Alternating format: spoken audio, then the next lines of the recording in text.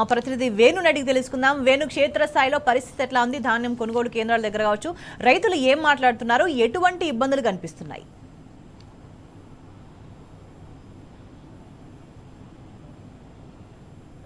అడుగడుగున కష్టాలే అనే చెప్పాలి. ఎందుకంటే గత నెల రోజుల నుంచి కూడా రైతులు అంటే 10 to 30% వరకు కోతలు ఆల్రెడీ అయిపోయినాయి. అవన్నీ కూడా ఐకేపీ సెంటర్లో అయితే తెరిచింది, కానీ ఐకేపీ సెంటర్లో ధాన్యం తీసుకొచ్చి ఆరబోసి మ్యాచరైజ్ కూడా లేకుండా వాటిని అన్ని రెడీ చేసి పెట్టారు. కానీ అధికారులు ఎవరు కూడా అసలు ధాన్యాన్ని కొనట్లేదు. ఇంకోవైపు ఏంటంటే కరీంనగర్ ఉమ్మడి జిల్లా వ్యాప్తంగా ఎక్కడ చూసినా ఏ సమయాన్ని ఎప్పుడు ఈ అకాల వర్షాలు వస్తాయో తెలియని పరిస్థితి ఒక ఎత్తు అయితే, మరోవైపు వడగండ్ల వాన కూడా వస్తూ ఉంది.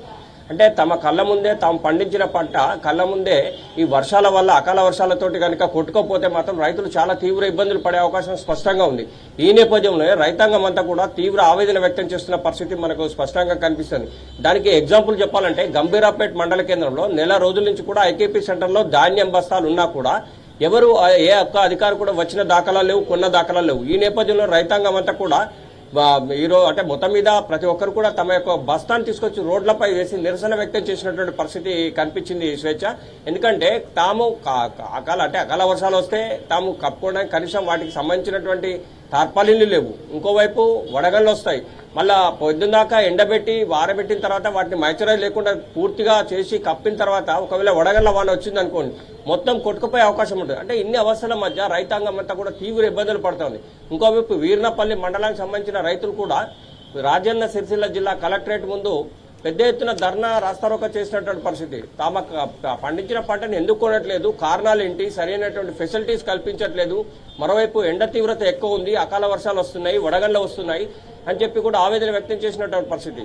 ఒక వీర్నపల్లే కాదు, గంభీరాపేట కాదు, ఎల్లారెడ్డిపేట మండలంలో కూడా ఇదే సేమ్ పరిస్థితి నెలకొంది. ఈ నేపథ్యంలో కూడా రైతాంగం అంతా కూడా తీవ్ర నిరాశ నిస్పృహలు ఉన్నటువంటి పరిస్థితి. తాము ఇంత కష్టపడి పండించిన పంట ఈ పంట కాస్త ప్రభుత్వం కొనకపోతే తాము ఎక్కడికి వెళ్ళాలి? మరోవైపు ఈ వడగళ్ళగా అకాల వర్షాలు ఇవన్నీ ఉండడం ఒకటైతే రాత్రిపూట తమ పంటని కాపాడుకోవడానికి అదే వడ్ల బస్తాల మీద పండుకోవాల్సిన పరిస్థితి ఉంది. అంటే ఇవన్నీ కూడా చాలా ఇబ్బందుల్లో రైతాంగం ఉంది. కానీ ప్రభుత్వం మాత్రం దీని మీద ఎటువంటి స్పందన లేదు. అధికారులను అడిగితే మాత్రం ఏం పట్టించుకుంటారు, పాపాలను పోవట్లేదని చెప్పి రైతాంగం చెప్తుండ్రు. అంటే ఏదేమైనా కానీ తాము పండించిన పంట తమ కళ్ళ ముందే ఎక్కడ ఈ వడగండ్ల వానతో వృధా అవుతుందో అనే ఒక ఎత్తు అయితే, మరోవైపు ఈ అధికారులు పట్టించుకోకపోవడం, మరోవైపు చూసుకుంటే రాత్రులు కూడా అదే వడ్ల బస్తాలపై పడుకోవడం, అంటే కూడా ప్రమాదకరమైన పరిస్థితులు ఎదుర్కొంటున్నాం అని చెప్పి రైతాంగం అయితే తీవ్ర ఆవేదన వ్యక్తం చేస్తున్న పరిస్థితి అయితే మనకు స్పష్టంగా కనిపిస్తోంది స్వేచ్ఛ. అయితే వేణు, దీనికి సంబంధించి అధికారులు ఏం చెప్తున్నారు? అధికారులను అడిగినప్పుడు ఏం మాట్లాడుతున్నారు వాళ్ళు? యాక్చువల్లీ అధికారులు అందుబాటులో లేరు స్వేచ్ఛ.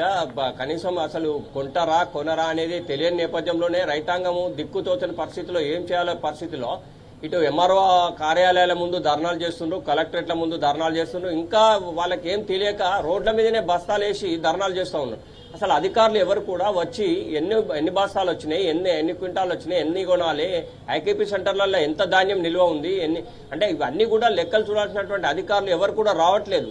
దీంతో ఈ రైతులకు ఏం చేయాలో తెలియక ఎంఆర్ఓ ఆఫీసుల చుట్టూ మరి కలెక్టరేట్ల ముందు ధర్నాలు చేస్తూ రోడ్లపైన అంటే ఇటు బస్తాలు అంటే వడ్ల బస్తాలు వేస్తూ నిరసన వ్యక్తం చేస్తున్న పరిస్థితి ఉంది.